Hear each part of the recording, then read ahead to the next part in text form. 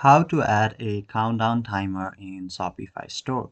So if you're in Shopify, make sure you're logged in. Simply go to search bar and search for countdown timer.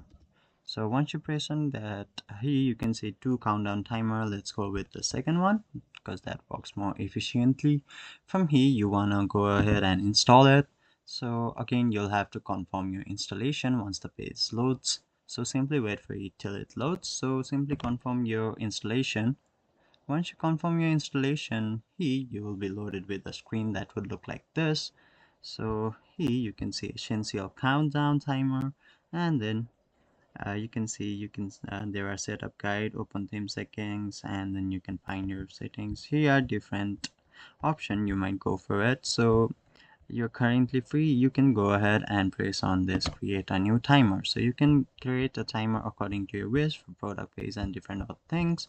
So let's create it for a product page. Select this timer type, and then here you can create your timer by creating your countdown name according to your wish. It will be only visible to you. Create a title, your stop heading, and also enter the time labels like days, hours, minutes, and seconds. You can see it will look like this. So what you'll have to do is simply press on publish this section. So if once you press on publish, it will make sure that you'll have to activate it. So once you press on activate, you'll be loaded to your Shopify website. So once you're loaded to your Shopify website, it will read that your countdown timer has been activated. So that's how you do it. Hopefully this video helps. Thank you.